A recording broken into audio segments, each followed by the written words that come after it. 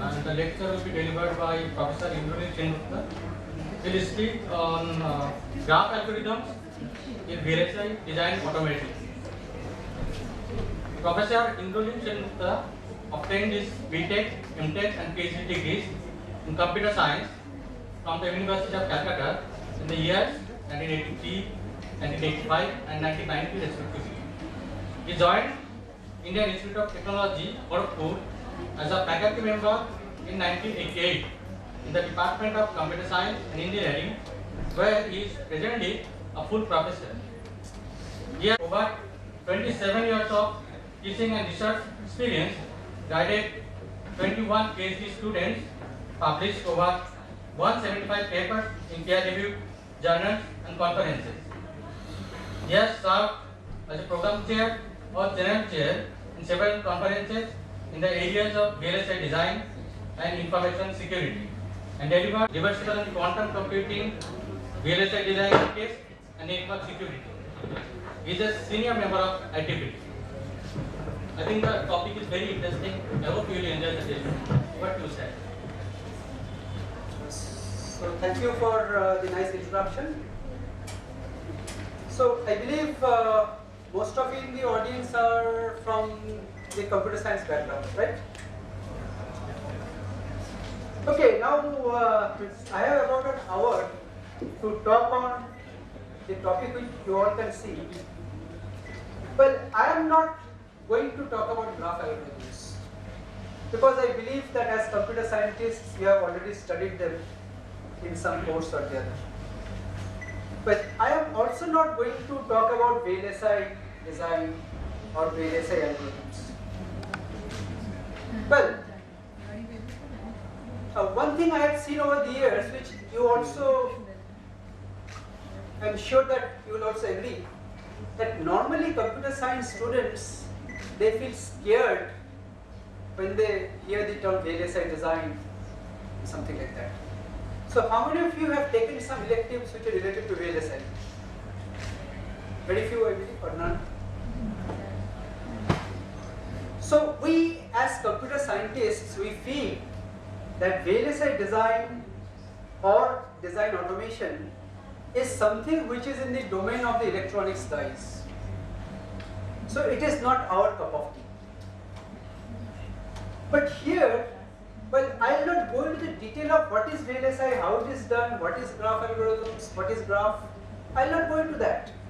But I will try to provide or create some kind of a bridge so that as computer scientists you might get motivated as to why you need to look at VLSI design as well. And also the converse, the electronics people should also look forward to the computer science people for their support and help to do something meaningful. You see, you must have heard about something called interdisciplinary research nowadays. Most of the key areas which are evolving, they involve expertise from more than one disciplines. So a person from a single specialization cannot handle all the aspects and all the facets of the design and other issues which might come in. So this is one classical example. So you will appreciate what I am talking about as we proceed. So in my talk, well, for the sake of those who are not that much familiar with graphs, I shall very briefly talk about what are graphs and some very simple examples of graph algorithms.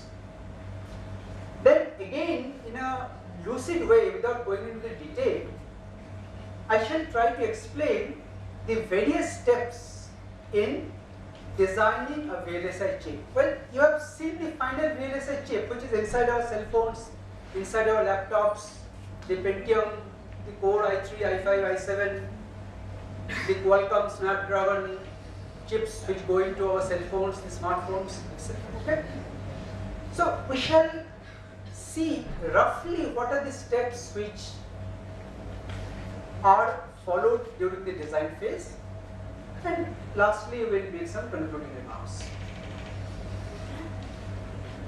Well, I believe all of you know what is a graph, but still, for the sake of completeness, I am repeating.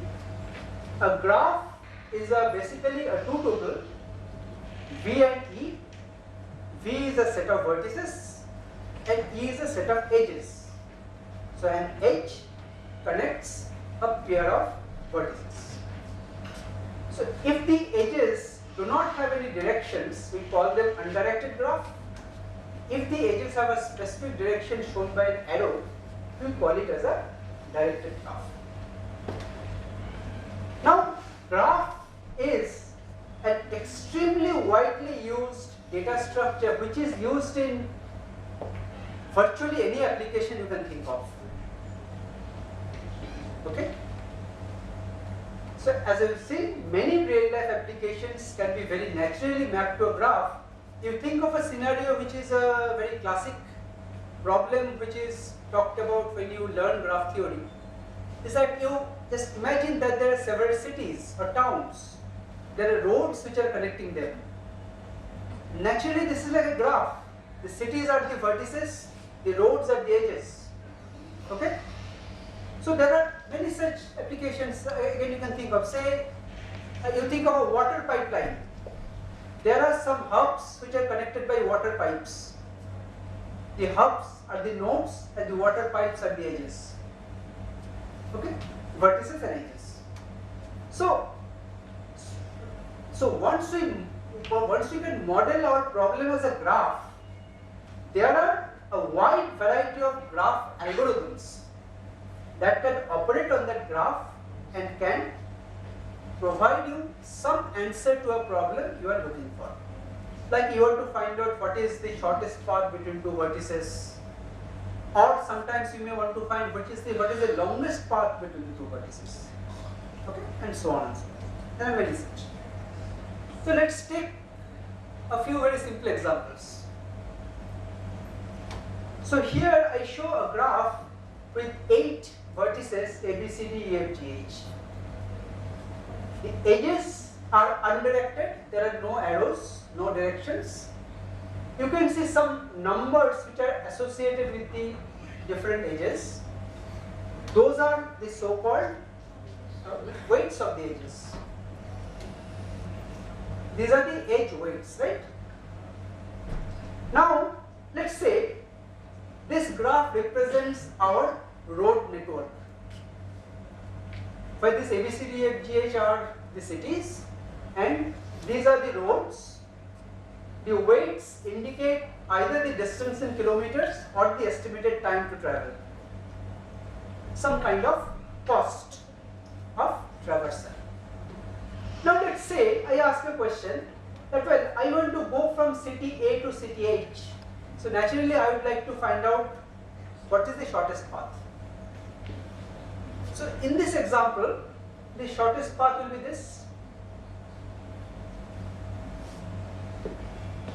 There are very nice algorithms which can find out the shortest path between any given pair of vertices. I am not going into the algorithm as I said.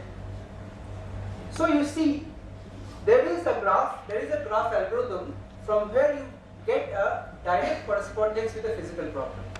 So I want to drive from one place to another. You have seen Google Maps. Google Map gives you suggestions. When you want to drive, they give you that this is the better route. So they try to give you some suggestion based on the current status of the road traffic. So in their database, these weights are not constant, they also keep changing.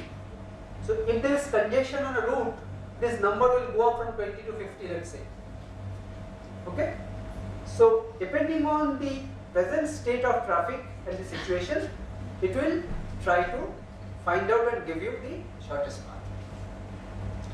Now suppose, as we see in the city roads, some of the roads may be one way. You cannot move both ways. So let's take the same example but with some of the edges directed. So now we have a directed graph. Some of the edges are undirected, this couple of edges are directed. Directed means you can only move from G to E or H to F, not the other way around. So now on this directed graph, if you again apply the shortest path algorithm, you will get possibly some other path like this. Okay? So here this will be some other variation of that same shortest path algorithm which can also take care of the direction of the edges. Right, so I have tried to correlate it with a real life example, that of a set of cities and roads. Okay, some common graph algorithms, there may be hundreds of such algorithms I can list, but I have shown only a few which appear pretty commonly in many applications, like the one which you already seen, shortest path between two vertices. Later on, very soon, we shall see another example where we shall be trying to find out the longest path between two vertices. That is also sometimes important. Detection of clicks, I will come to that very shortly. Detection of directed cycles. If the edges have directions, I may want to find out whether there are any cycles or not. Okay? Maximum independent sets, set of vertices which are not connected among themselves. That is called an independent set. Find whether a graph appears as a subgraph within another graph. Very important problem, and again computationally very difficult, not easy. Find whether two graphs are isomorphic. I have two graphs, but maybe the edges have been labeled in a different way. The vertices have been labeled in a different way, but actually the two graphs represent the same thing. So now the question is whether the two graphs are identical or not. This is called the graph isomorphism problem. This is again a computationally difficult problem. And finding a minimum cut set in a graph. Like, well, here also you can, let's move to the previous example just for a second. Suppose what I want to do, this is my city network. Suppose I am targeting the city D. My objective is somehow I want to cut off D from the others. Right? So now my question will be that which are the smallest number of roads that I must stop or cut off so that D becomes cut off from the list. So here of course solution is simple. These three edges, 20, 10 and 15. This is defined as a cut set. Generally a cut set is a set of edges which can disconnect a graph. Similarly another cut set may be this 10, 10 and 15. This will cut it like this. So A, B, D will become disconnected.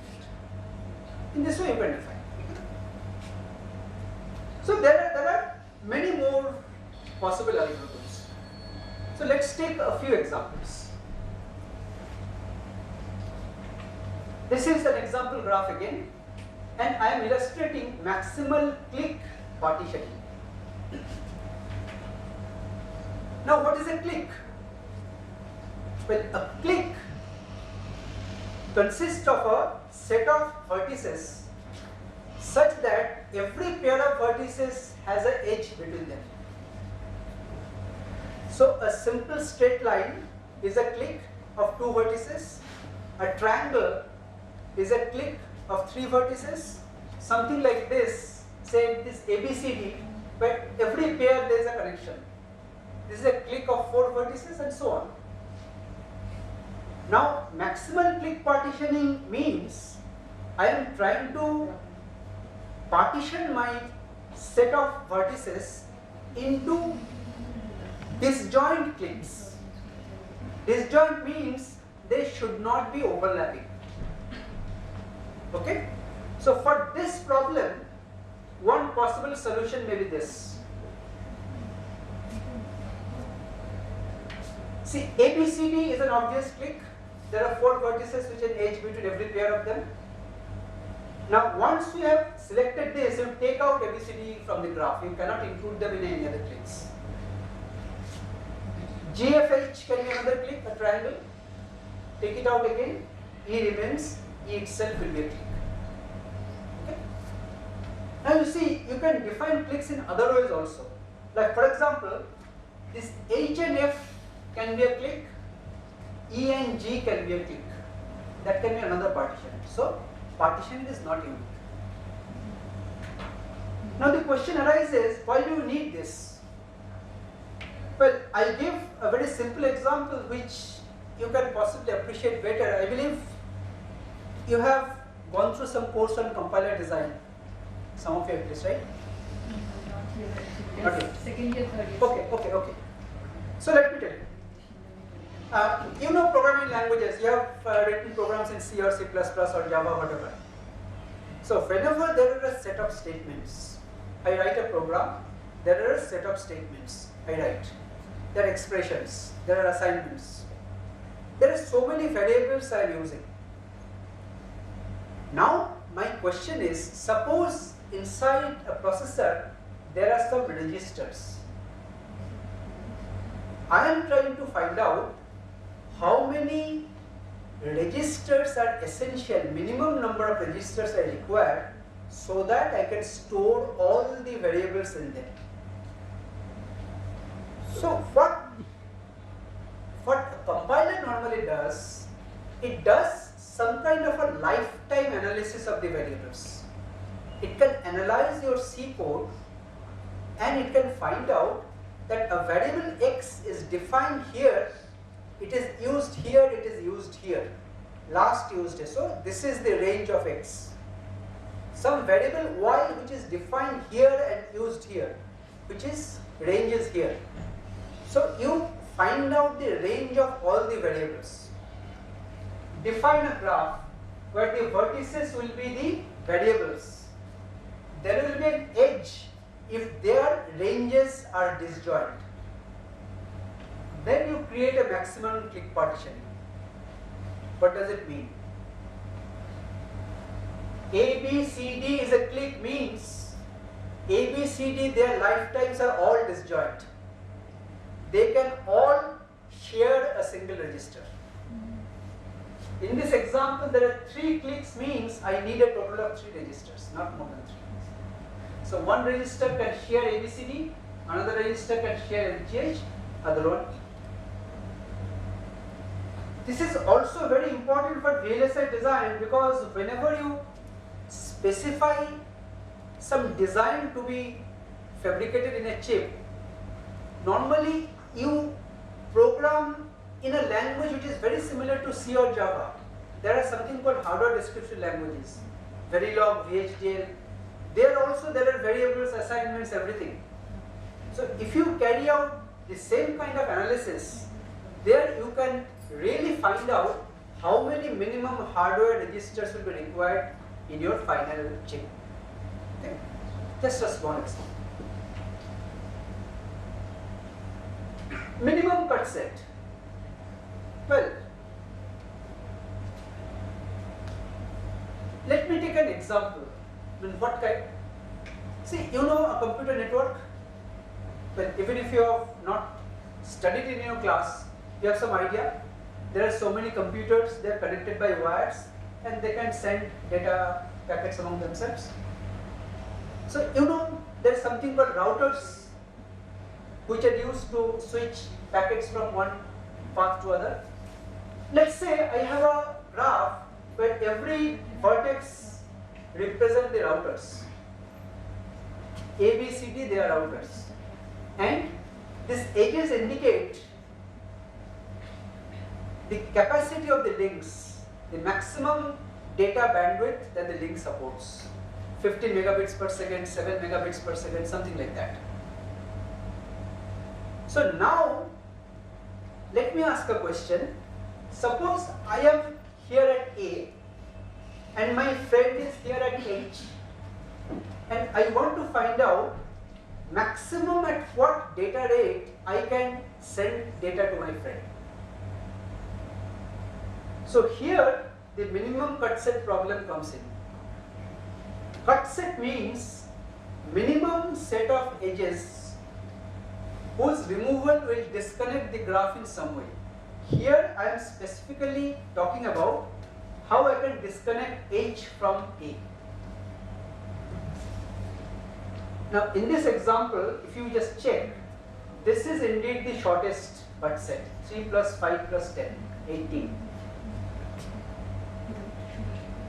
What it means, you see, for the data packets to reach from A to H, it has to pass through the cut set.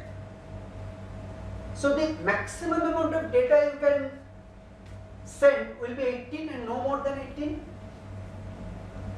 isn't it? There can be several cuts. I can have a cut set like this, I can have a cut set like this, I can have a cut set like this, but they will all be greater than 18 if we check. This cut set will be 17 plus 8, 15 plus 7, 22. 18 is the minimum. So I cannot send data more than 18 units from A to H, because the data has to pass through that cut set and the total capacity is 3 plus 5 plus 10, no more than that. So minimum cut set can give you some information like this. Similarly, if this is an oil network or a water network, so you want to find out maximum how much water you can send. So you just find the minimum cut set, look at the capacities of the pipes, that will give you.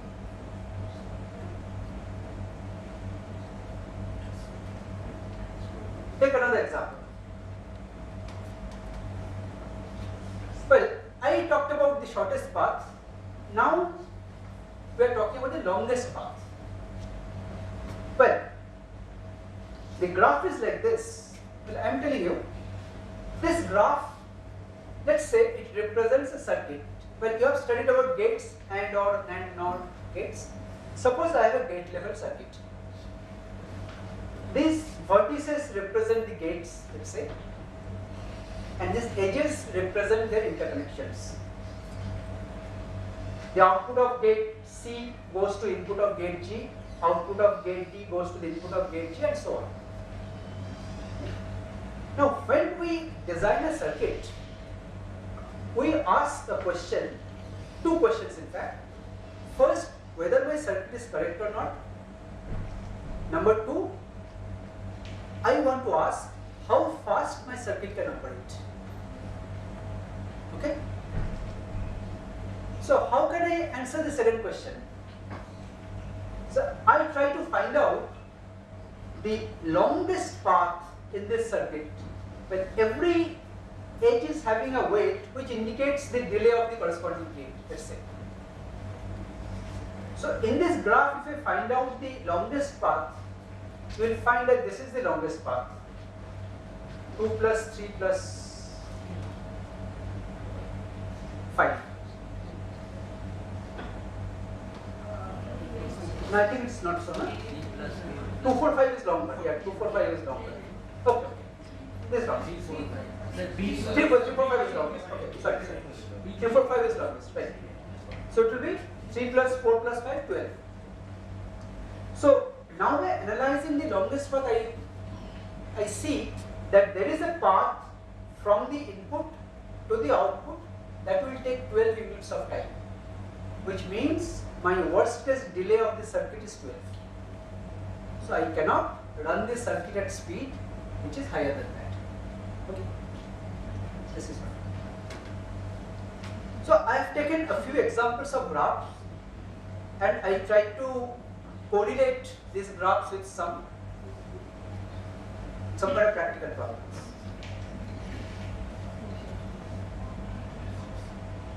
Now let me talk to you a little bit about VLSI design, but don't worry, I shall not use more than one slide for that.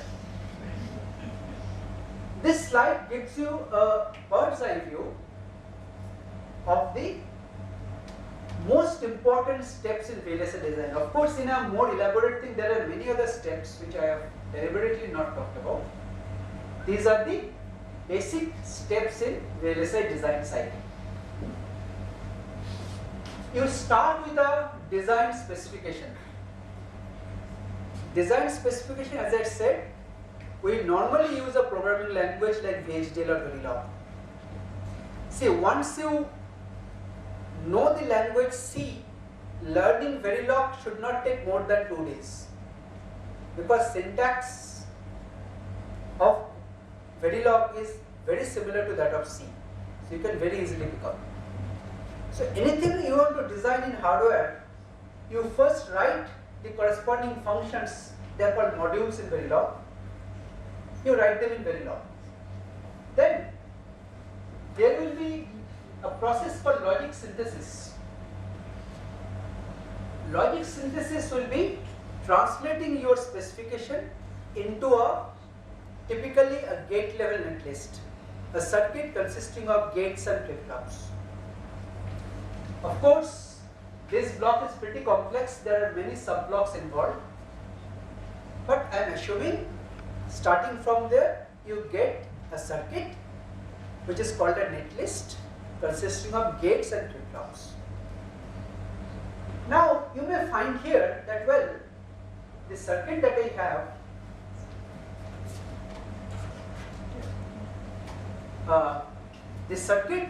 have, is too big to fabricate inside a single IC chip. So I may have to partition it so that I can put one partition in each of the chips. So I may need to do something called partitioning. My whole circuit I partition into smaller pieces. For each of the pieces, I do something called floor planning. So what is floor planning? Floor planning is just like the planning we do when we are thinking about building a new house. Suppose I have built a piece of land, I want to construct a house there. So what I want to think initially is that, well, how many rooms I need, roughly of which, what will be the relative orientation, one bedroom here, one drawing room here, kitchen here. So I am not thinking about the exact sizes, the corridors, doors, windows at this point. Roughly I am planning the floor. This is my total floor area. Roughly I want my rooms to be arranged like this. This is called floor plan. The same thing happens for a VLSI design also. For each of the partitions, I do some floor planning.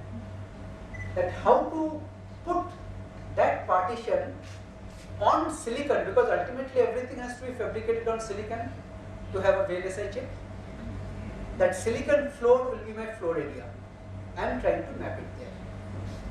Now once I have that, now my next stage is that if I have made the tentative drawing of my flat, I give it to an architect.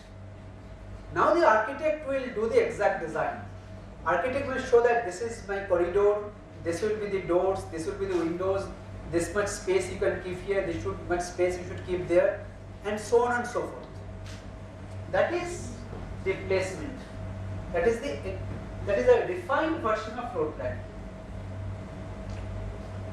Okay, after you do that, the gates or the blocks, you have to interconnect them together. That is routing. Now I am not going into these blocks shown on the left side. You see, these steps which I have shown, these are the steps of VLSI design. So once you have completed this, then only you can send your final design to a fabrication facility where your chip will get ultimately fabricated. But trust me, during this entire process, you have to sit only in front of a computer and do your design. You do not have to go to a lab, a hardware lab, solder, oscilloscopes, nothing. Everything you will be doing on a computer. This is what I wanted to say, that the VLSI design flow, this entire thing is a software tool which you have to use in a particular sequence and order. And the blocks on the left side are, you see, these are some kind of feedback paths. These are huge software. There is no guarantee that the software is free from bugs. There can always be errors. But one thing you understand, once you give a chip for fabrication in a foundry, you have to pay them anything from 20 lakhs upwards. It is expensive. So if after fabrication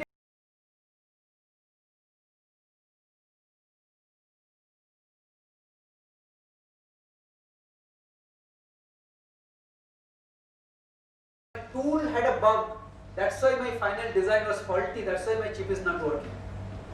So it is always good that after every step of translation, you verify whether your translated version is correct or not. There is a process called simulation. So through simulation, you try to verify whether during translation whatever you are doing is correct or not. The second thing I wanted to tell you is that for a VLSI design, a typical chip today, there can be millions of gates and billions of transistors. This is the state of the art. So you just think of the dimension. If I think of gates and their connections as a graph, as I showed just now, the whole chip will be a huge graph. There will be millions of vertices and that many edges connecting them. So whatever graph algorithm you would like to use on them, you should also keep in mind the size of your problem. The problem size is huge. And most of the graph algorithms that I talked about, they are so-called NP-complete. You have heard of NP-complete? No? See, NP-complete is something, or NP-hard, those belong to the computationally difficult class of problems. Which means that you can solve it from a 100-node graph, but if I give you a 10,000-node graph, your runtime will increase very rapidly. You cannot use them. So for problems which are NP-complete or NP-hard, you need to find out some good approximate algorithms. So most of these steps use some approximate algorithms. Okay?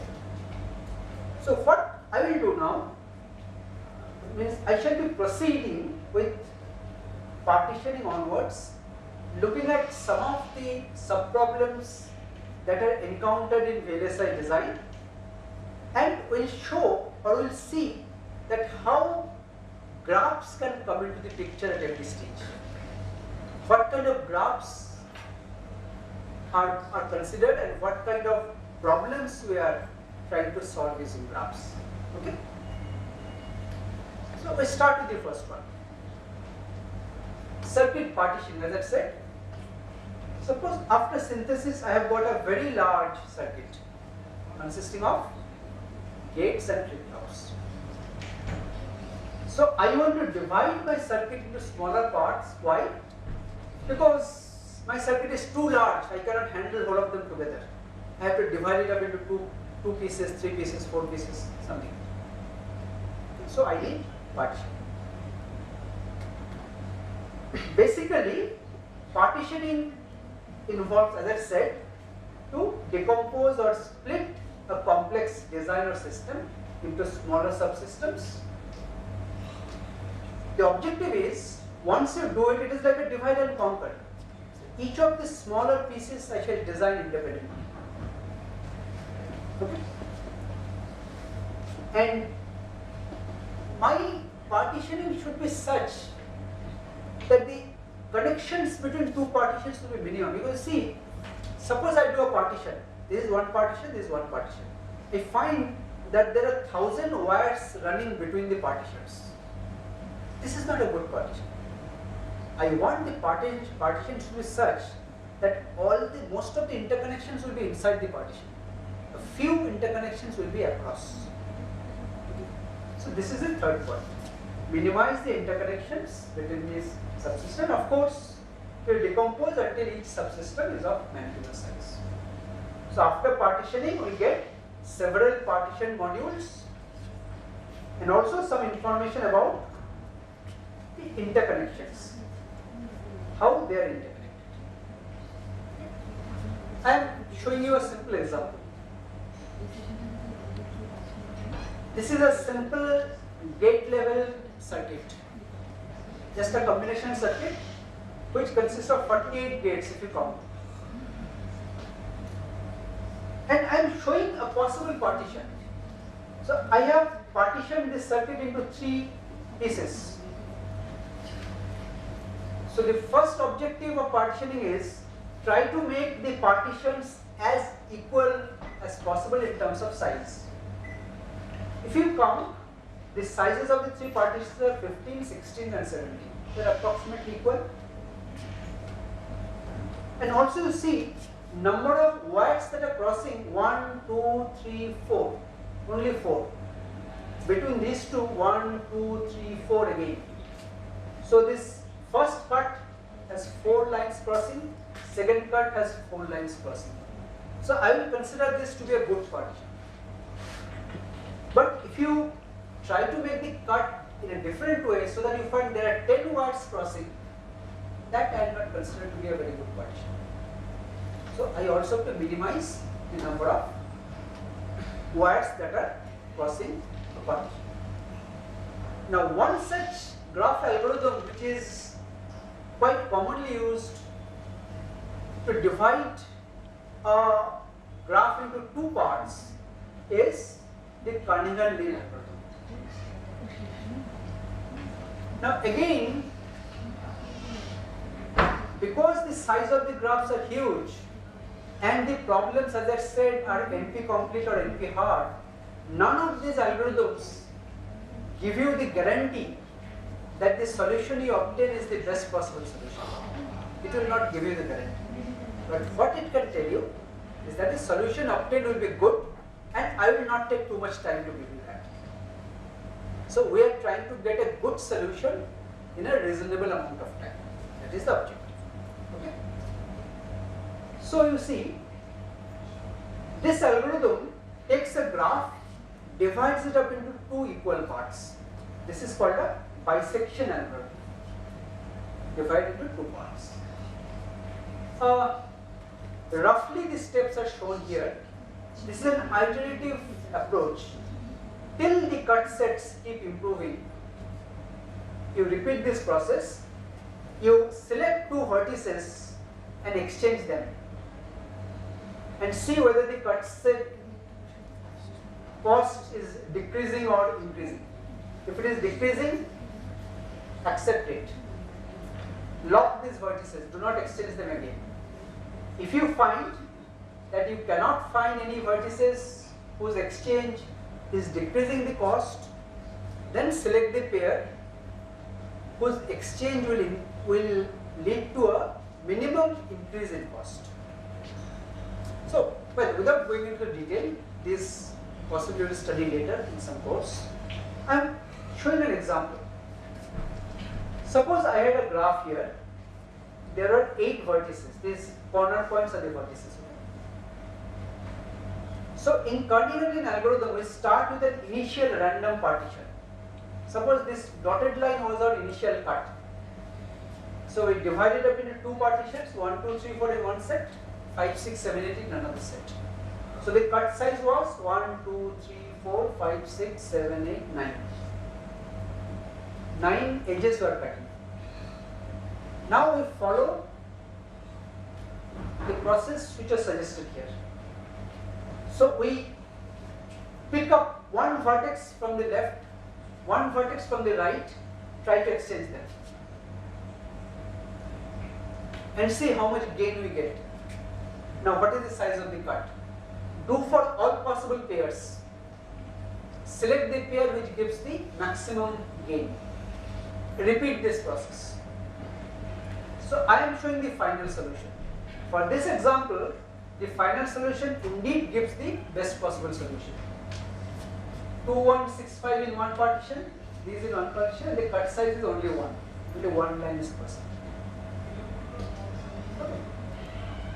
So you see, for partitioning, there is a big scope for using these graph algorithms to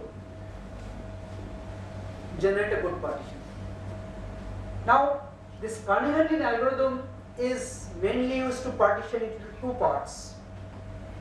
But a more challenging kind of partition is something called K-way partitioning.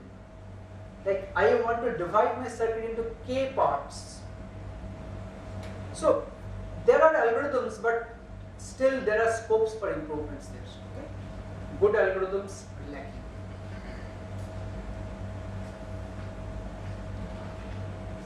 So after we have done the partitioning, so each of the partitions we take separately and try to design them separately.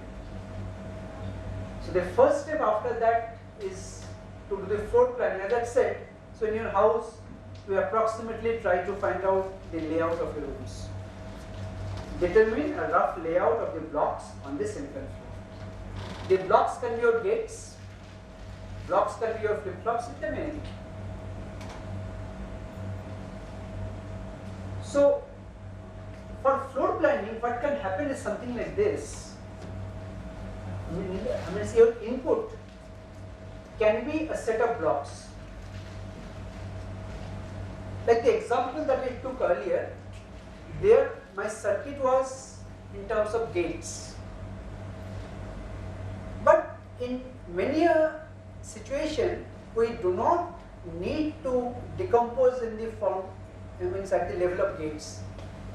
My basic blocks can be higher level blocks like a multiplexer, an adder, a register, an ALU. We can have blocks like that also. In a foundry, you have to pay them anything from 20 lakhs upwards. It is expensive. So if after fabrication you find out that, well, my tool had a bug, that's why my final design was faulty, that's why my chip is not working. So it is always good that after every step of translation, you verify whether your translated version is correct or not. There is a process called simulation. So through simulation, you try to verify whether during translation whatever you are doing is correct or not. The second thing I wanted to tell you is that for a VLSI design, a typical chip today, there can be millions of gates and billions of transistors. This is the state of the art. So you just think of the dimension. If I think of gates and their connections as a graph, as I showed just now, the whole chip will be a huge graph. There will be millions of vertices and that many edges connecting them. So whatever graph algorithm you would like to use on them, you should also keep in mind the size of your problem. The problem size is huge. And most of the graph algorithms that I talked about, they are so-called NP-complete. You have heard of NP-complete? See, NP-complete is something, or NP-hard, those belong to the computationally difficult class of problems. Which means that well, you can solve it from a 100-node graph, but if I give you a 10,000-node graph, your runtime will increase very rapidly. You cannot use them. So for problems which are NP-complete or NP-hard, you need to find out some good approximate algorithms. So most of these steps use some approximate algorithms. Okay? So what I will do now means I shall be proceeding with partitioning onwards, looking at some of the sub-problems that are encountered in VLSI design, and will show or will see that how graphs can come into the picture at every stage. What kind of graphs are considered and what kind of problems we are trying to solve using graphs. Okay? So we start with the first one. Circuit partition, as I said. Suppose after synthesis I have got a very large circuit consisting of gates and flip-flops. So I want to divide my circuit into smaller parts. Why? Because my circuit is too large, I cannot handle all of them together. I have to divide it up into two pieces, 3 pieces, 4 pieces, something. So I need partition. Basically, partitioning involves, as I said, to decompose or split a complex design or system into smaller subsystems. The objective is, once you do it, it is like a divide and conquer. Each of the smaller pieces I shall design independently. Okay? And my partitioning should be such that the connections between two partitions will be minimum. Because see, suppose I do a partition. This is one partition, this is one partition. I find that there are 1,000 wires running between the partitions. This is not a good partition. I want the partition to be such that most of the interconnections will be inside the partition. A few interconnections will be across. So this is the third point. Minimize the interconnections between these subsystems. Of course, it will decompose until each subsystem is of manageable size. So after partitioning, we get several partition modules and also some information about the interconnections, how they are interconnected. I am showing you a simple example. This is a simple gate level circuit, just a combination circuit which consists of 48 gates if you count. And I am showing a possible partition. So I have partitioned this circuit into 3 pieces. So the first objective of partitioning is try to make the partitions as equal as possible in terms of size. If you count, the sizes of the 3 partitions are 15, 16 and 17. They are approximately equal. And also you see number of wires that are crossing 1, 2, 3, 4. Only 4. Between these two, 1, 2, 3, 4 again. So this first cut has 4 lines crossing, second cut has 4 lines crossing. So I will consider this to be a good partition. But if you try to make the cut in a different way so that you find there are 10 wires crossing, that I am not considered to be a very good partition. So I also have to minimize the number of wires that are crossing the partition. Now one such graph algorithm which is quite commonly used to divide a graph into 2 parts is the Kernighan-Lin algorithm. Now again, because the size of the graphs are huge and the problems, as I said, are NP complete or NP hard, none of these algorithms give you the guarantee that the solution you obtain is the best possible solution. It will not give you the guarantee. But what it can tell you is that the solution obtained will be good, and I will not take too much time to give you that. So we are trying to get a good solution in a reasonable amount of time. That is the objective. Okay. So you see, this algorithm takes a graph, divides it up into 2 equal parts. This is called a bisection algorithm. Divide into 2 parts. Roughly the steps are shown here. This is an iterative approach. Till the cut sets keep improving, you repeat this process. You select 2 vertices and exchange them and see whether the cut set cost is decreasing or increasing. If it is decreasing, accept it. Lock these vertices, do not exchange them again. If you find that you cannot find any vertices whose exchange is decreasing the cost, then select the pair whose exchange will lead to a minimum increase in cost. So, well, without going into detail, this possibly you will study later in some course. I am showing an example. Suppose I had a graph here. There are 8 vertices. These corner points are the vertices. So in Kernighan-Lin algorithm, we start with an initial random partition. Suppose this dotted line was our initial cut. So we divided up into two partitions, 1, 2, 3, 4 in one set, 5, 6, 7, 8 in another set.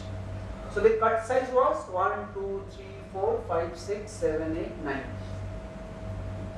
9 edges were cutting. Now we follow the process which was suggested here. So we pick up one vertex from the left, one vertex from the right, try to extend them and see how much gain we get. Now what is the size of the cut? Do for all possible pairs. Select the pair which gives the maximum gain. Repeat this process. So I am showing the final solution. For this example, the final solution indeed gives the best possible solution. 2165 in one partition, these in one partition, and the cut size is only 1. Only one line is present. So you see, for partitioning, there is a big scope for using these graph algorithms to generate a good partition. Now, this Kernighan-Lin algorithm is mainly used to partition it into two parts. But a more challenging kind of partition is something called K-way partitioning. Like I want to divide my circuit into K parts. So there are algorithms, but still there are scopes for improvements there. Okay? Good algorithms are lacking.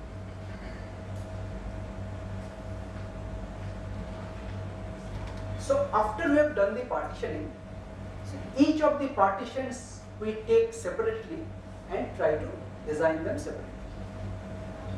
So the first step after that is to do the floor planning. As I said, so in your house, we approximately try to find out the layout of your rooms. Determine a rough layout of the blocks on the central floor. The blocks can be your gates, blocks can be your flip-flops, it can be anything. So for floor planning, what can happen is something like this. Your input can be a set of blocks. Like the example that I took earlier, there my circuit was in terms of gates. But in many a situation, we do not need to decompose in the form, at the level of gates.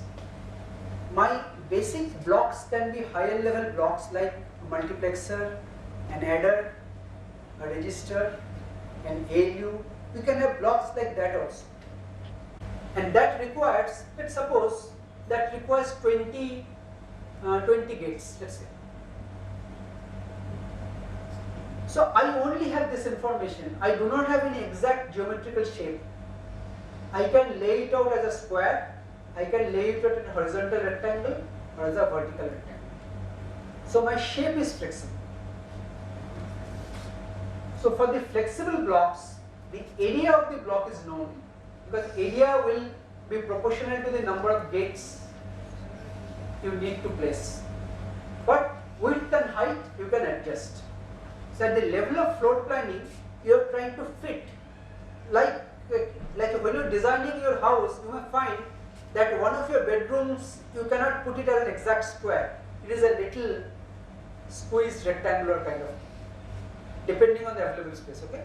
You make it a little longer, make it a little narrower. Similar is the case here. You have the available space, you are trying to fit everything there. And netlist means the interconnection blocks and their interconnections. That is called a netlist. Now requirement is, you try to place the blocks in such a way that obviously the blocks should not overlap. They should be separated out, disjoint. And if a block was initially flexible, its shape was not decided, at the end of floor planning, you should be able to finalize the shape of the block. That well, my block has to be like this, vertically narrow rectangle or a square. Right? Objective of course will be to minimize the total area and also to reduce wire length. Maximum Critical net means the longest net, longest interconnection. Because the longest interconnection will ultimately it will determine the speed of your circuit. Okay? You try to reduce it as much as possible. Okay, now the question is at the level of floor planning.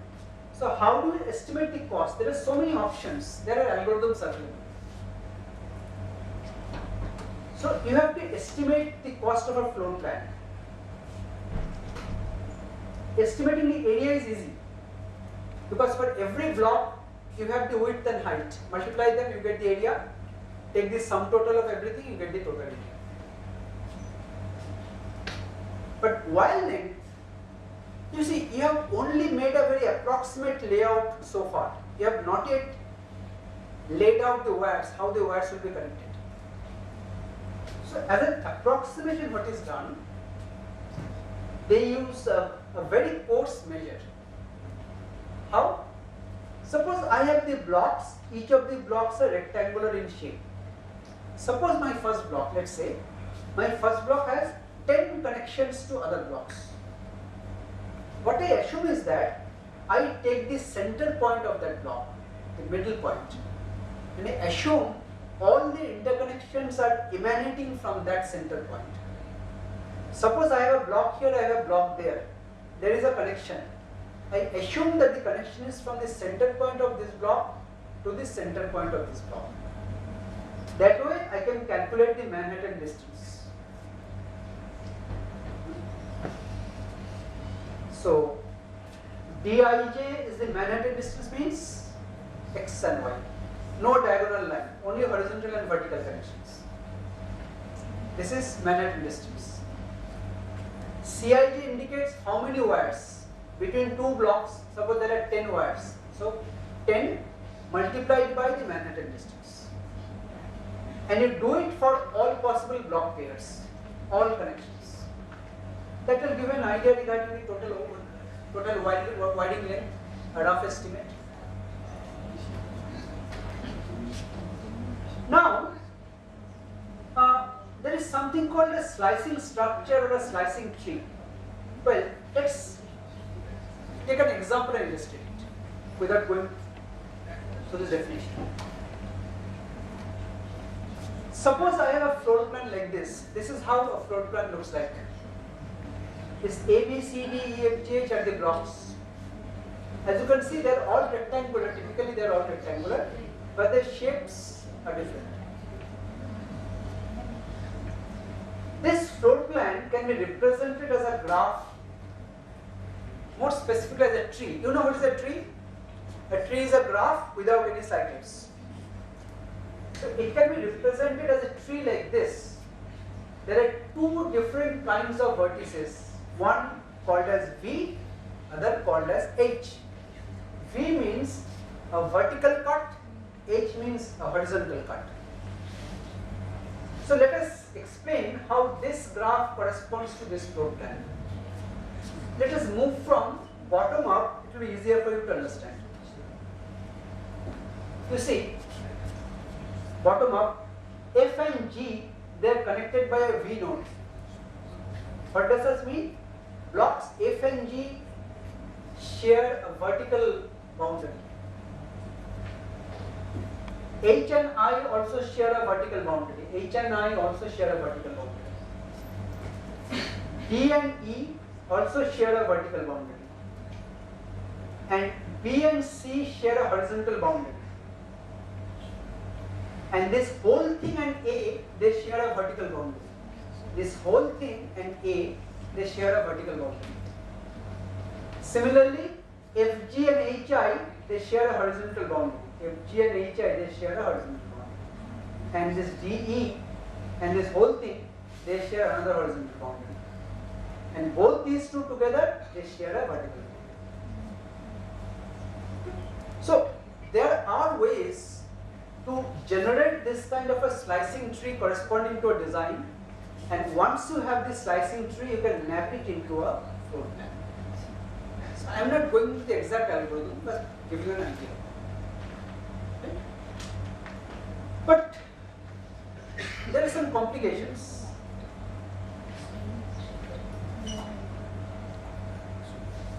Like, unique. For the same floor plan, there can be more than one slicing tree. So you can check both are correct. So from a slicing tree, the floor plan is unique, but not the reverse. Okay, this is one observation. And the second observation is, you see, from a floor plan, you can construct a tree like this, provided this is a slicing floor plan, something called a slicing floor plan, which means you can partition or split the floor plan by using vertical and horizontal cuts repeatedly. But what about a floor plan like this? This is also a valid floor plan, A, B, C, D, E, 5 blocks. But you cannot cut the floor plan by any horizontal or vertical cuts. They will stop here. This will stop here.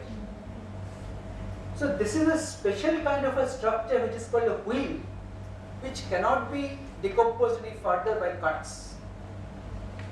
So we regard this wheel as a special kind of a vertex in the graph, which will have 5 children, A, B, C, D, and E.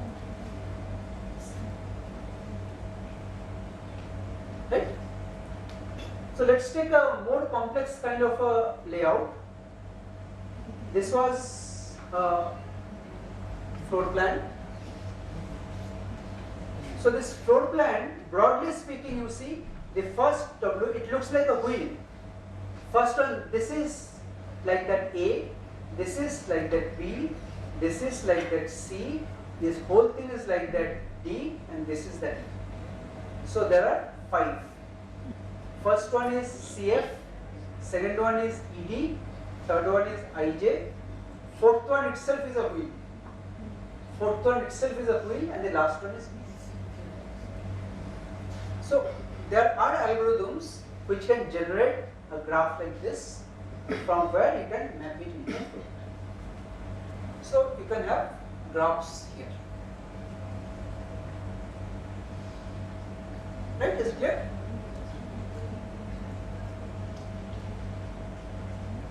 Well, the problem you can see here, in the floor plan, we have just shown the relative locations of the blocks. But this block K can be having a number of interconnections with other blocks. But what is this space? I have not kept in space. So in my actual layout, I have to keep some space in between the corridors in your rooms, so that you can move from one room to the other.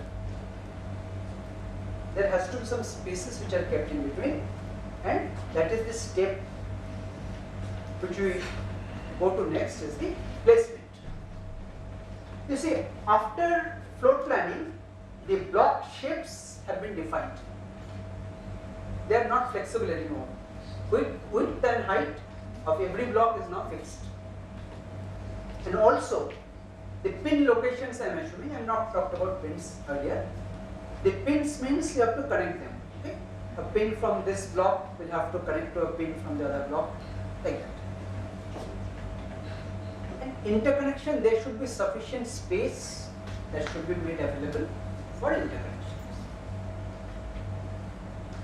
So the placement problem, of course, I have said already.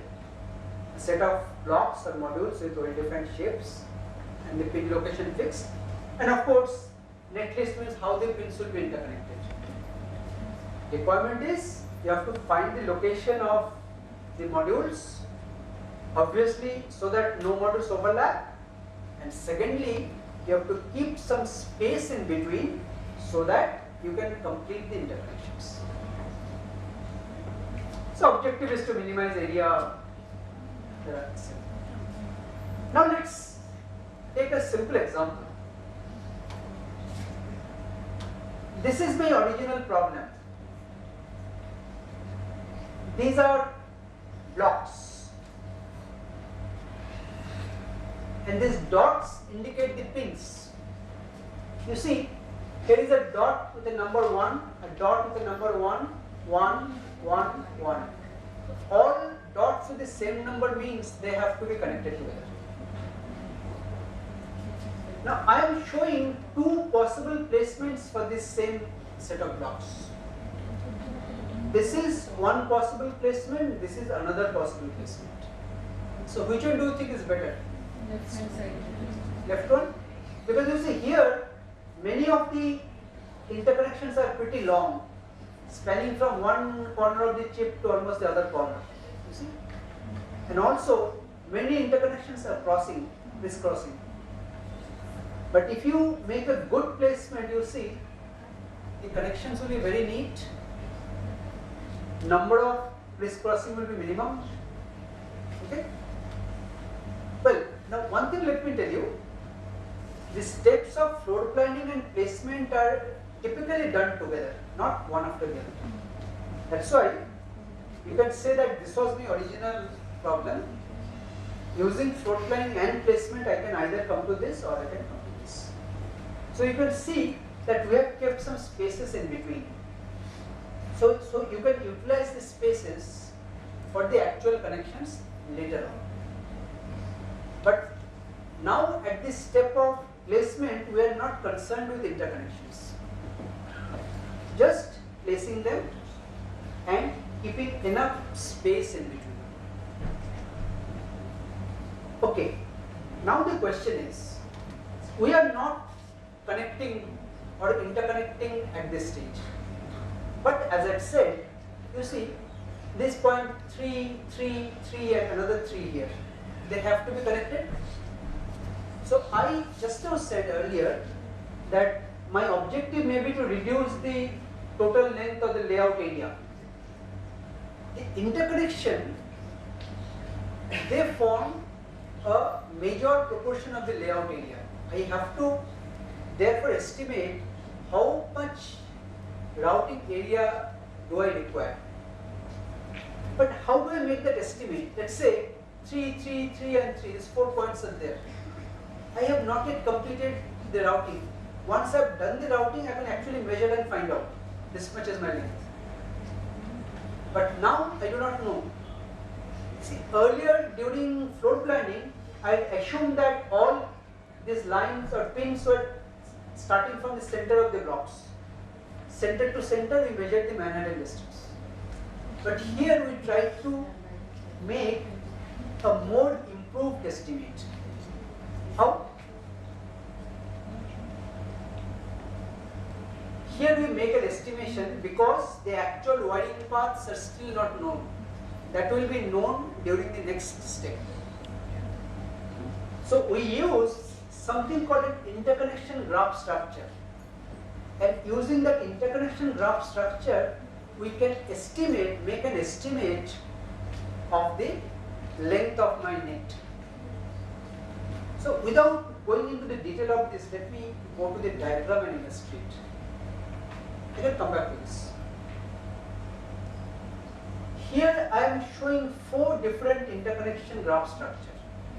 Well, let me explain this diagram. This is a graph, kind of a grid I have shown. Grid graph.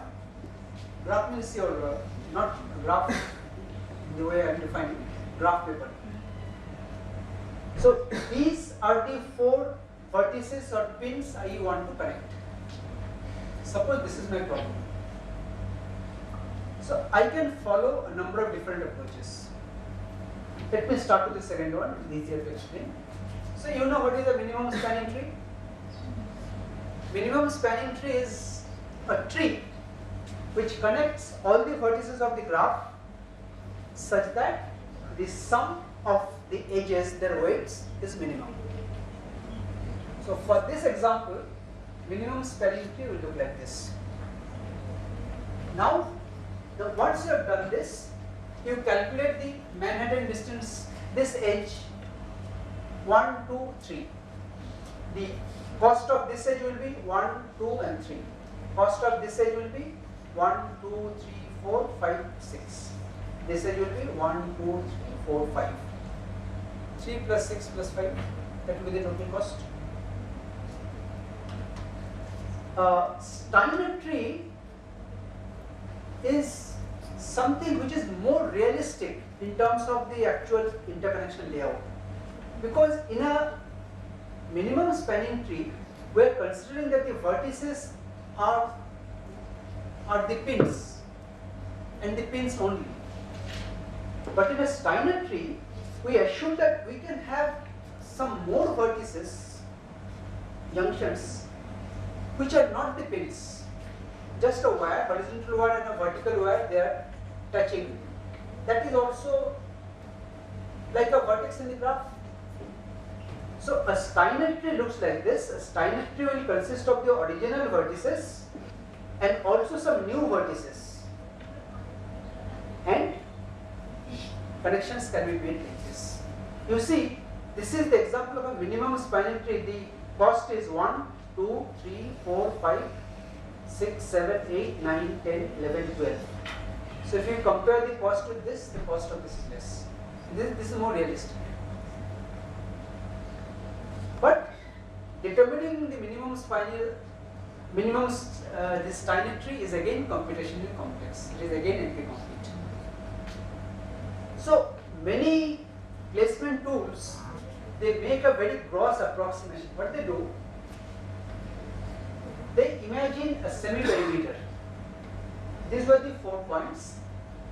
They imagine a rectangle, minimum bounding rectangle, which can include or enclose all these points. So there are 4 such. This is the rectangle. Semi-perimeter means, according to this estimate, the wall length estimate is chosen as width plus height.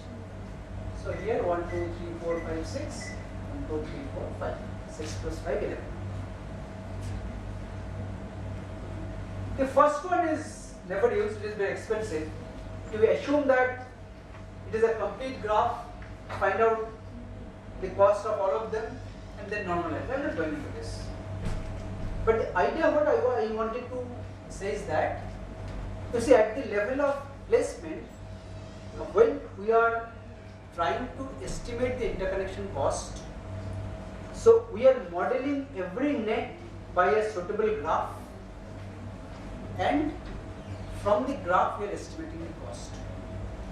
So generating the minimum spanning tree, that is a graph algorithm. Generating a Steiner tree, that is also a graph algorithm. Of course, this is much simpler. This does not require any graph. Just find out the bounding box and then. So you see that the Steiner tree is, as I said, most is appropriate in the sense that when you actually interconnect them, we interconnect them like this. So we do not interconnect like that. So if I have already interconnect them, so I can interconnect the other points to the shortest point there. So I did not have to connect it here.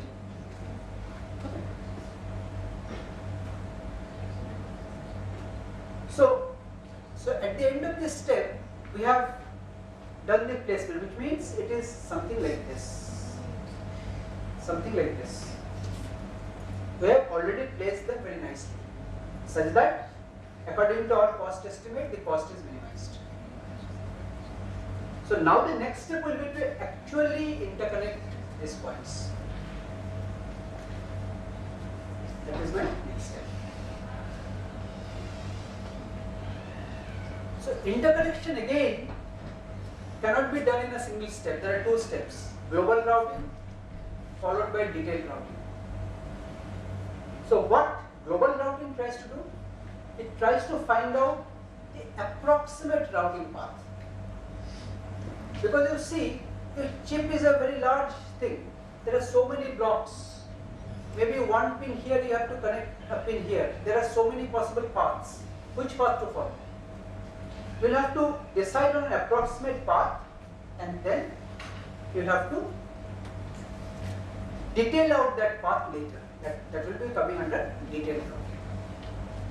So as I said, the basic concept is to find an approximate route through which a net has to be laid out. So I shall take an example to illustrate that the total area is divided into some routing regions, and we want to find a sequence of routing regions that a net should traverse.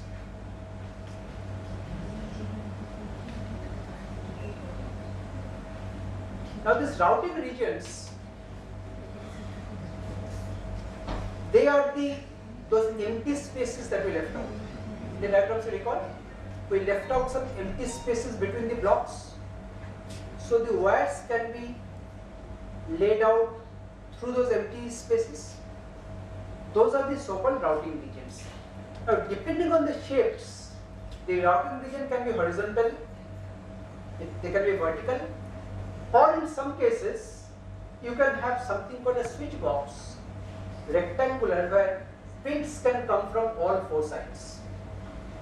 This is more difficult. Horizontal and vertical channels are much easier to handle. And the most common graph data structure that is used to solve the global routing problem is called a channel intersection graph. But I shall explain what is written here, but first you see this. In this graph, there are some channels and there are channel intersections. Suppose this is a horizontal channel and this is a vertical channel. They intersect somewhere. This intersection point is treated as a vertex. Every vertex represents a channel intersection. Similarly, this channel may be having another intersection with another vertex.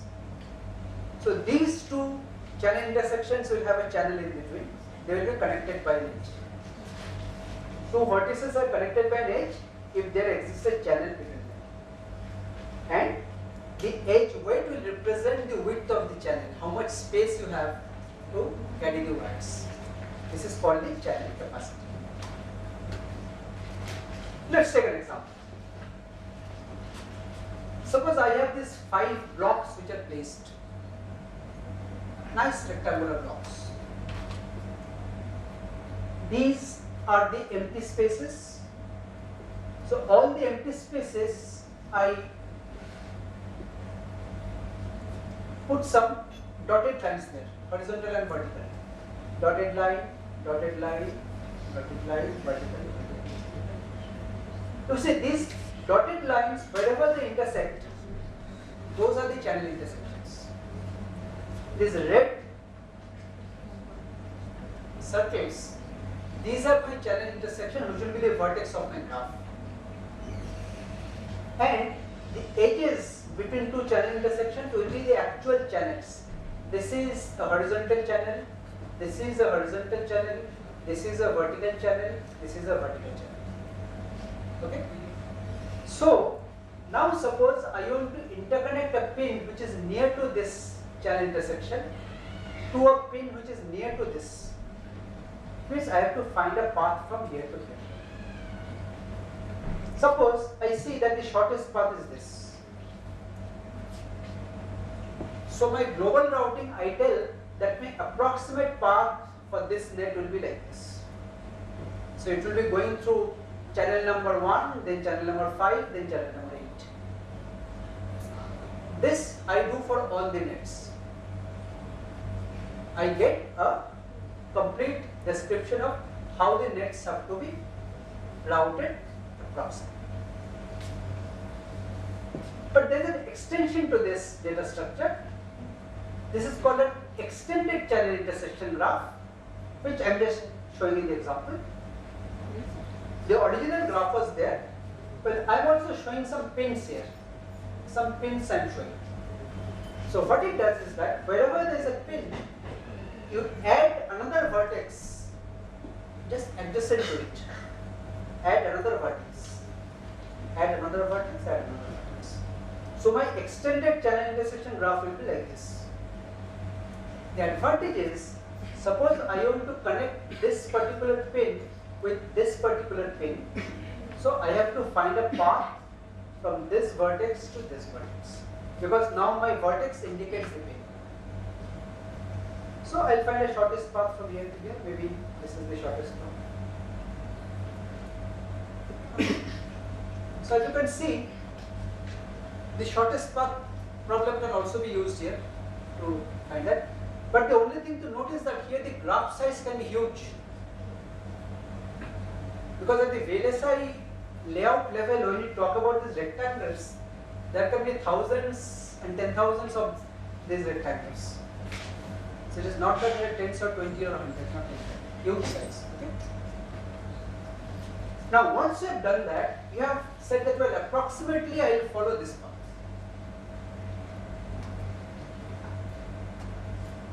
Next step, we will be going to something called detailed routing. Now that we know for all the nets approximately what is the path that is to be followed, now you determine the exact copper wires that will be laid out for every route. Now this is again a divide and conquer approach. You take one routing region at a time, solve it, then go to the next routing region.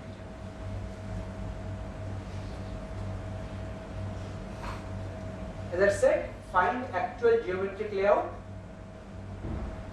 and the problem is solved incrementally, as I said, one region at a time. So this is again a divide and conquer approach. There can be 1000 regions or channels. We consider one channel at a time. There is of course some order defined. I am not going into that. So I am showing you the next slide. You will get some idea of what is done. Suppose this was my block after placement. These dotted lines are the result of the global routing. These dots are the pins. Okay, these dots are the pins. This says that this pin has to follow this path to connect here. This pin has to follow this path to connect here. This pin must follow this path, like this. And you see, this is an example. 4 blocks connected together. So there is a space in between. This is an example of a switch box, where pins can come from all 4 sides. Okay, this is global routing. And after global routing, what we do? You see, just take an example. This is one channel. This was one channel. This one. So after global routing, you know that there will be 2 interconnections that are supposed to pass through this channel. You complete that interconnection. One will be like this, other will be like this. Using horizontal and vertical copper lines. You see, I mean, it may appear that there will be a short circuit because some wires are touching. It is not like that. The horizontal lines will be on one layer, vertical lines will be on some other layer. They are not touching. So whenever you need a contact, you drill a hole and make a connection. So whenever there is these lines are bending 90 degree, there is a connection like that. Otherwise, the horizontal and vertical are on 2 different layers. Okay? So this will be the output of the detailed routing. But as I said, you are not taking the whole problem and try to solve it, but you are trying to do it incrementally. Just one channel at a time, solve this, then take the next channel, solve this, then take the next channel, solve this, like that. So your subproblems become much simpler and smaller, and of course you can also tackle the complexity of the complete problem in a much better way.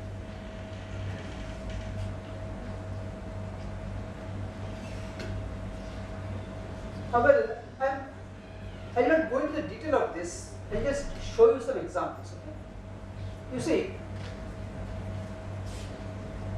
think of a horizontal channel. See here, I took some examples, right? I took the example, right? This was a horizontal channel. Some specification was that the pins have to be connected like this. Let's take a very specific case. So I have a horizontal channel. These numbers indicate the nets.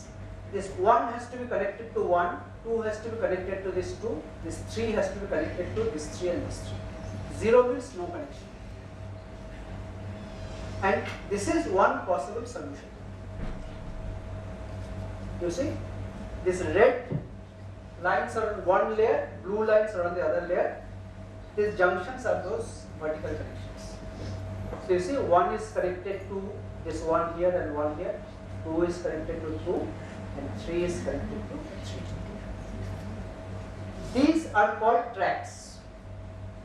So if you can reduce the number of tracks, your total area will be minimized. So one of the objective here is to reduce the number of tracks. Here you need 3 tracks. And just some other things are there, like, well, I'm skipping these things. There are some constraints, elegant Excel examples to illustrate them, which can be represented as graphs. Like, you take an example here. This is a channel routing problem with the net numbers here, net numbers here. We define something called a horizontal constraint graph. Well, what is a horizontal constraint graph? It's a graph like this where the vertex indicates the net number 1, 2, 3, 4, 5. You say 1, what are ones? 1 is here, 1 is here, and 1 is here and here. So the total span, horizontal span of 1 will start from here, it will continue till here, right? This is 1. So what is the span of 2? 2 starts from here, goes up to here. So 2 will be like this. So 1 and 2 are overlapping, right? So 1 and 2 overlapping means what? They must be placed on 2 different tracks. Similarly, you can see 2 or 3 overlap. Here only 4 and 5 are not overlapping. See how? 4 is where? 4 starts with here up to here. This is 4. And 5 is here and here. 5 is here. So the tracks for 4 and 5, they can share the same track. So in this graph, if you again find a click, suppose for this example, I have a graph like this, where 1, 2, 3 and 5, that forms a click. Every pair of vertices is connected. Isn't it? 1, 2, 4 and 1, 2, 3 and 4. 1, 2, 3 and 4, also 1, 2, 3 and 5. You take any one of them. So your click size is 4, which means minimum 4 tracks are required.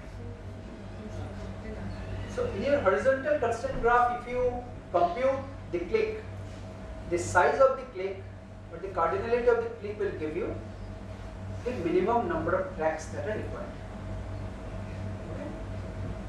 So again, you see that there is an application of a graph here. Similarly, there is something called vertical constraint graph. This is a directed graph where the edges are with arrows, directions. You see, before that, just intuitive this. Net number 1, 1 is here, 1 is here, 1 is here, 1 is here. Net number 3, 3 is here, 3 is here, 3 is here. But you look at the first column. First column shows you that 1 is on top, 3 is on bottom. So can I say that the track for 1 will always be above the track for 3? Because if I had it the other way around, there will be a short circuit. Because if 1 is below and 3 is above, when I connect 1 to this and 3 to that, there will be a short circuit there. Both are vertical lines. So whenever there are 2 different numbers on the same column, the one on the top should appear first, the one on the bottom should appear here. So that vertical constraint graph actually captures that. There will be an arrow from 1 to 3. From 1 to 3 there is an arrow. Similarly, 0 is no connection, forget 0. 2 to 1. 2 to 1 there is an arrow. 2 to 5. 2 to 5 there is an arrow. Then 1 to 3, 1 to 4. 1 to 3, 1 to 4. 4 to 2. 4 to 2. Okay. So This is a vertical constraint graph. Now, well, I am not going into the exact algorithms. Now the thing is that if there is a cycle in this vertical constraint graph, what does that mean? You are saying that 1 has to be on top of 4. You are saying 4 has to be on top of 2. But you are saying 2 has to be on top of 1. There is a conflict, you cannot have this. So, for such situation where there is a cycle in the VCG, you cannot have, for a particular net, you cannot have the whole vertical segment on a single track. You have to break it up into multiple tracks.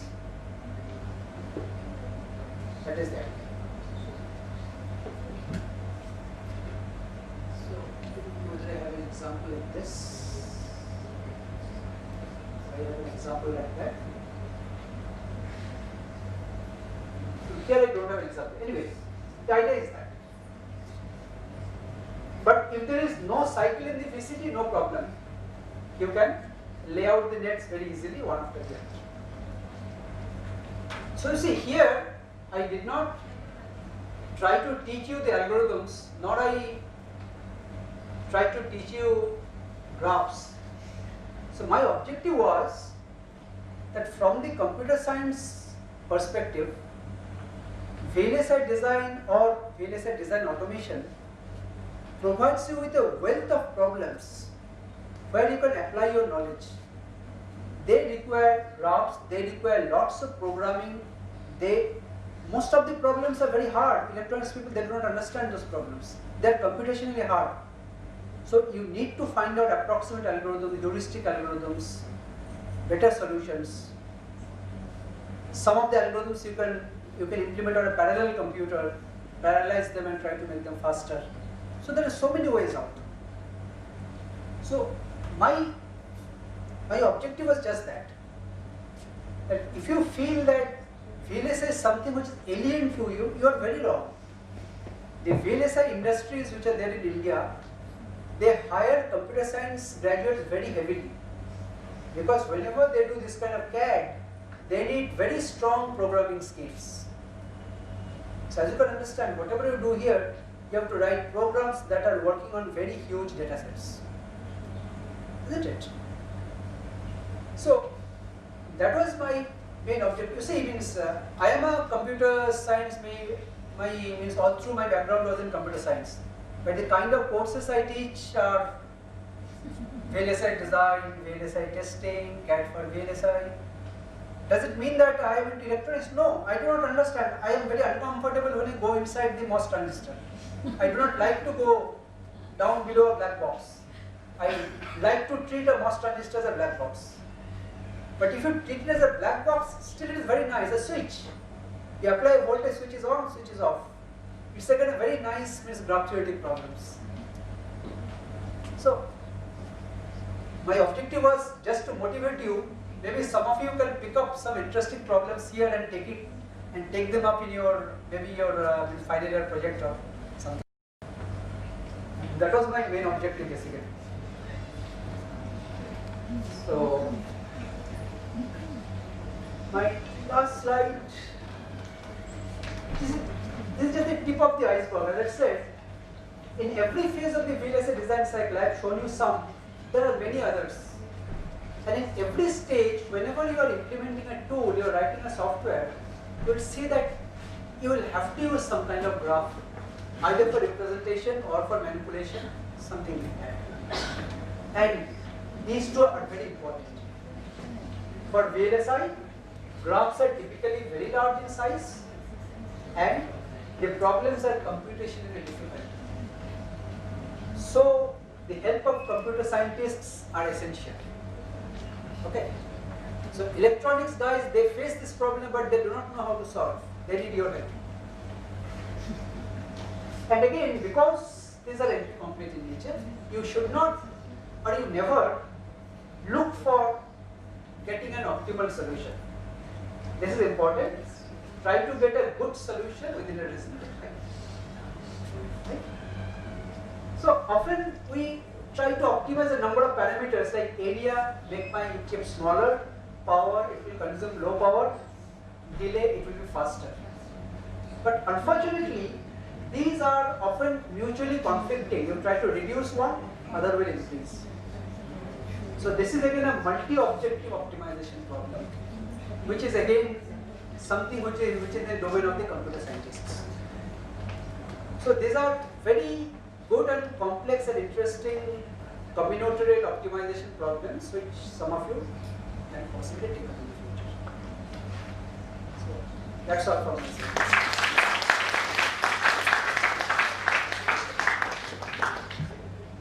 Thank you, sir, for the invaluable talk.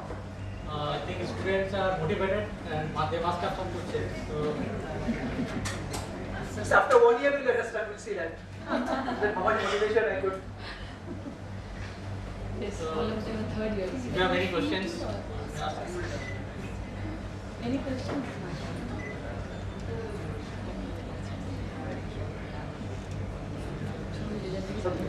So maybe dedicate a little more time to, after global routing, what do we do? You see, just take an example. This is one channel, this was one channel, this one.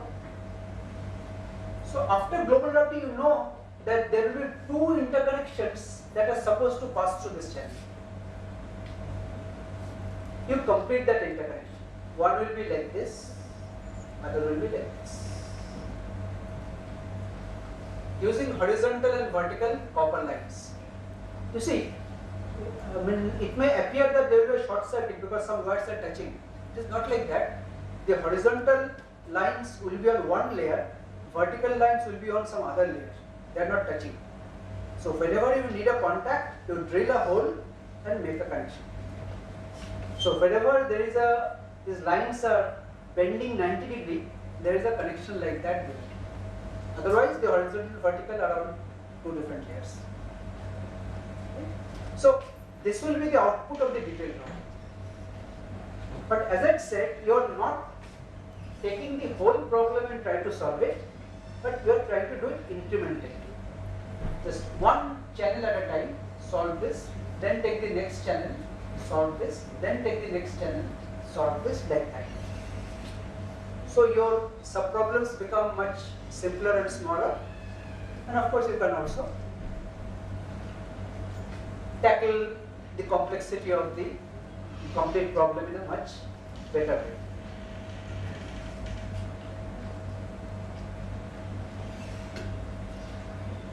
Well, I'll not go into the detail of this, I'll just show you some examples. Okay? You see, think of a horizontal channel. See here, I took some examples, right? I took the example, right? This was a horizontal channel. Some specification was that the pins have to be connected like this. Let's take a very specific case. So I have a horizontal channel. These numbers indicate the nets. This 1 has to be connected to 1, 2 has to be connected to this 2, this 3 has to be connected to this 3 and this 3. 0 means no connection. And this is one possible solution. You see, these red lines are on one layer, blue lines are on the other layer. These junctions are those vertical connections. So you see, 1 is connected to this one here and one here, 2 is connected to 2, and 3 is connected to 3. These are called tracks. So if you can reduce the number of tracks, your total area will be minimized. So one of the objective here is to reduce the number of tracks. Here you need 3 tracks.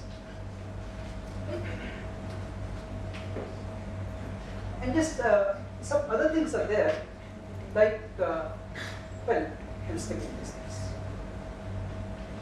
There are some constraints. I'll again take some examples to illustrate them, which can be represented as graphs. Like, you take an example here. This is a channel routing problem with the net numbers here, net numbers here. We define something called a horizontal constraint graph. Well, what is a horizontal constraint graph? It's a graph like this where the vertex indicates the net number 1, 2, 3, 4, 5. You say 1, what are ones? 1 is here, 1 is here, and 1 is here and here. So the total span, horizontal span of 1 will start from here, it will continue till here, right? This is 1. So what is the span of 2? 2 starts from here, goes up to here. So 2 will be like this. So 1 and 2 are overlapping, right? So 1 and 2 overlapping means what? They must be placed on 2 different tracks. Similarly, you can see 2 or 3 overlap. Here only 4 and 5 are not overlapping. See how? 4 is where? 4 starts with here up to here. This is 4. And 5 is here and here. 5 is here. So the tracks for 4 and 5, they can share the same track. So in this graph, if you again find a click, suppose for this example, I have a graph like this, where 1, 2, 3 and 5, that forms a click. Every pair of vertices is connected. Isn't it? 1, 2, 4 and, sorry, 1, 2, 3 and 4. 1, 2, 3 and 4, also 1, 2, 3 and 5. You take any one of them. So your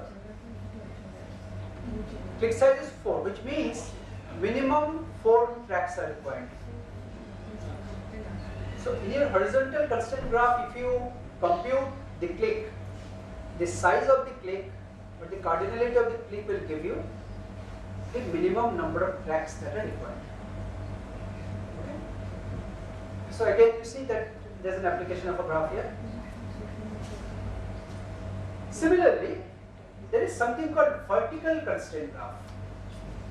This is a directed graph where the edges are with arrows, directions. You see, before that, just intuitive this. Net number 1. 1 is here, 1 is here, 1 is here, 1 is here. Net number 3. 3 is here, 3 is here, 3 is here. But you look at the first column. First column shows you that 1 is on top, 3 is on bottom. So can I say that the track for 1 will always be above the track for 3? Because if I had it the other way around, there will be a short circuit. Because if 1 is below and 3 is above, when I connect 1 to this and 3 to that, there will be a short circuit there. Both are vertical lines. So whenever there are 2 different numbers on the same column, the one on the top should appear first, the one on the bottom should appear here. So that vertical constraint graph actually captures that. There will be an arrow from 1 to 3. From 1 to 3 there is an arrow. Similarly, 0 is no connection, forget 0. 2 to 1. 2 to 1 there is an arrow. 2 to 5. 2 to 5 there is an arrow. Then 1 to 3, 1 to 4. 1 to 3, 1 to 4. 4 to 2. 4 to 2. Okay. So this is a vertical constraint graph. Now, well, I am not going into the exact algorithms. Now the thing is that if there is a cycle in this vertical constraint graph, what does that mean?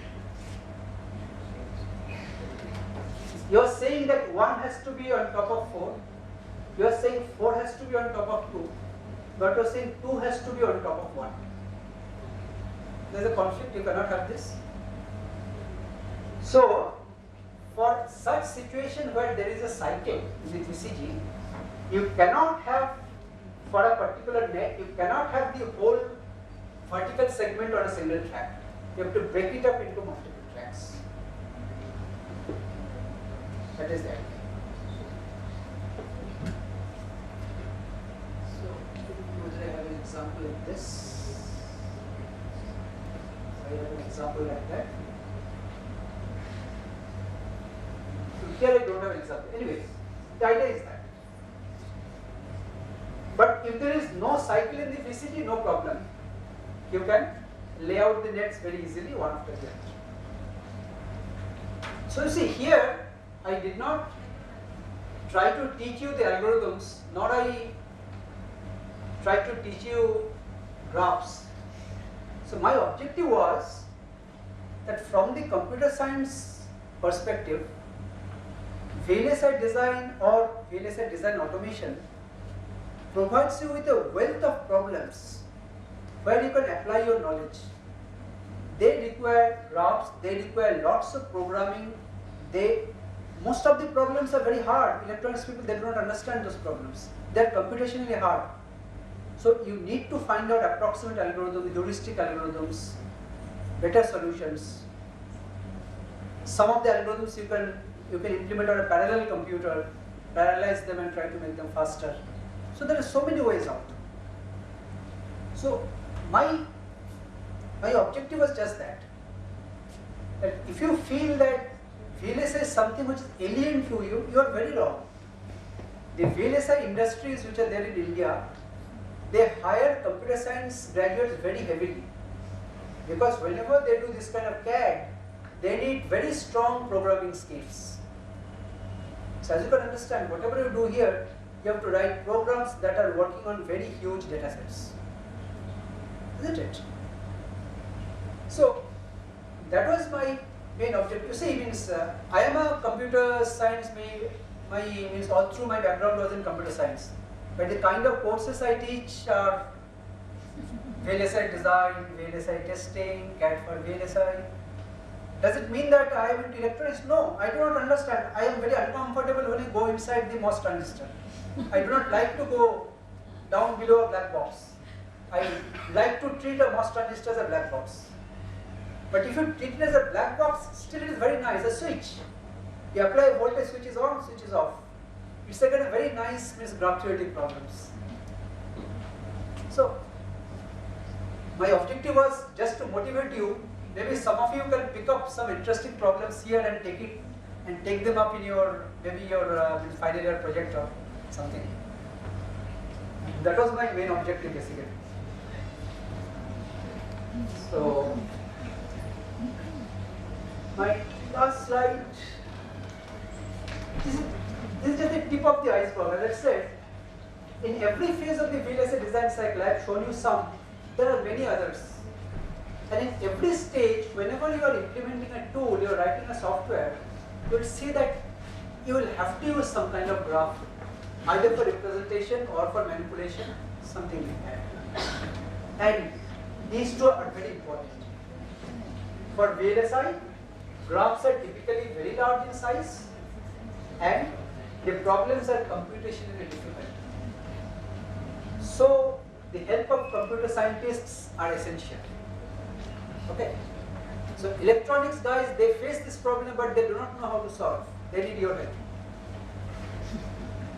And again, because these are anti-complete in nature, you should not, or you never look for getting an optimal solution. This is important. Try to get a good solution within a reasonable time. Right? So often we try to optimize a number of parameters like area, make my chip smaller, power, it will consume low power, delay, it will be faster. But unfortunately, these are often mutually conflicting. You try to reduce one, other will increase. So this is again a multi-objective optimization problem, which is again something which is in the domain of the computer scientists. So these are very good and complex and interesting combinatorial optimization problems which some of you can possibly take up in the future. So that's all from my side.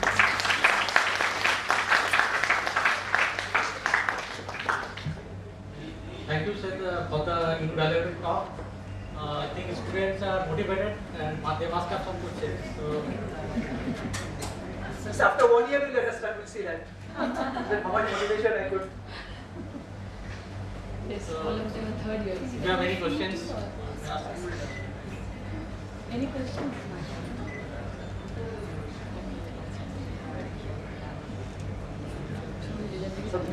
So maybe they need a little more time to.